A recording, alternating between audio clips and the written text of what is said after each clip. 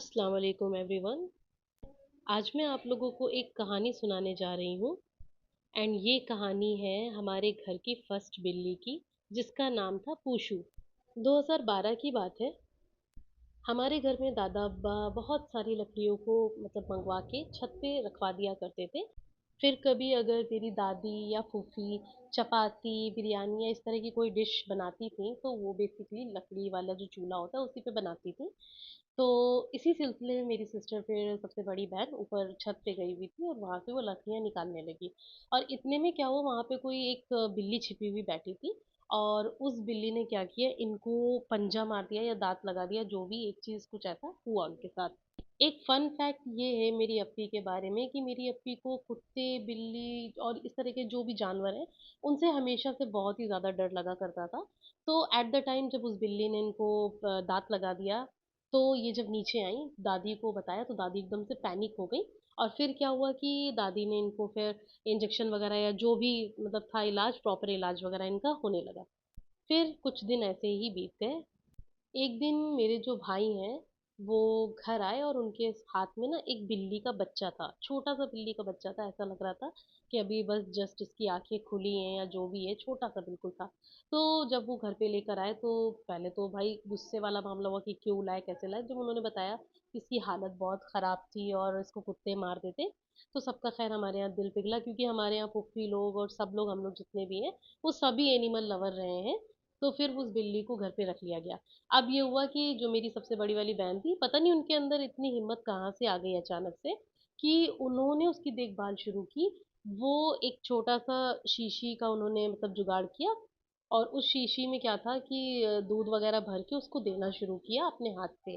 तो इस तरह से धीरे धीरे उसको पालना शुरू किया। और उस बिल्ली का जो नाम रखा गया था वो था पूशू। पूशू एक स्ट्रीट कैट थी। धीरे धीरे वो बड़ी होने लगी और इसी के साथ साथ क्या हुआ कि उसने सभी घर वालों पे ना एक जादू सा कर दिया। सारे ही घर वाले उसे बहुत ज्यादा प्यार करने लगे थे, सबकी दुलारी हो गई थी वो। गर्मियों की छुट्टी में हम नानी के यहाँ जाया करते थे, तो अब जब पूशू हमारे साथ थी तो फिर ये डिसाइड हुआ कि मेरी जो अप्पी हैं, चूंकि वो पूशू को बहुत ज्यादा प्यार करने लगी थी और उनका जो डर था वो अचानक से खत्म भी हो गया था। और ये आज तक एक मिस्ट्री बना हुआ है कि ये डर कैसे खत्म हुआ, खैर जो भी हो। तो फिर उस पूशू को लेकर वो नानी के यहाँ भी जाने लगी और ये हुआ कि नानी के यहाँ इसके साथ रहेंगे। अच्छा, जब वो जा रही थी तो मेरी जो फूफी हैं उन्होंने उनसे बोला भी कि इसको वहां पे छोड़ के नहीं आना, इसको लेके आना। क्योंकि उनको भी पता था कि भाई पूशू इतनी प्यारी है कि वो किसी को भी अपने अंडर कर ले, हर कोई उसको प्यार करने लगेगा। तो कहीं ऐसा ना हो कि वहां भी जैसे लोग हैं इससे अटैच हो जाएं और वो बोलें कि इसको यहाँ पे छोड़ दो। तो ये था कि नहीं, पूशू जाएंगी तो पूशू आएंगी भी। तो खैर वहां हम गए, वहां भी पूशू जो है नानी के साथ बहुत ही अच्छा उसका बॉन्ड बन गया। वहां पे वो सबको सुबह सुबह जगाने के लिए और उठाने के लिए इधर से उधर दौड़ भाग करती रहती थी। कुल मिला के हम ये कह सकते हैं कि पूशू की इन उछल कूद की वजह से सबका दिल लगा रहता था। खैर, फिर हमारे वापस जाने का वक्त आ गया और हम चल दिए वहां से वापस और आ गए अपने घर पूशू को लेकर। वापस आकर फिर वही हमारे दिन बहुत हंसी खुशी से पूशू के साथ बीत रहे थे। सारे ही लोग बहुत खुश थे। हमारी पूशू बहुत ही ज़्यादा डिसिप्लिन थी, उसके खाने का पीने का और यहाँ तक कि जो उसका वॉशरूम का जो टाइम होता है वो भी फिक्स था। और वो कभी भी इधर उधर कभी गंदगी नहीं करती थी।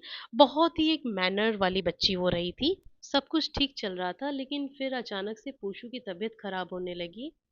पूशु के साथ फिर क्या हुआ ये हम डिस्कस करेंगे नेक्स्ट पार्ट में। लेकिन मैं आपको बताती चलूं कि हमने इस पूशु का नाम उसी के नाम पे रखा है। तो अगर आप आगे की वीडियो यानी पार्ट 2 देखना चाहते हैं तो प्लीज़ हमारे चैनल को सब्सक्राइब करें।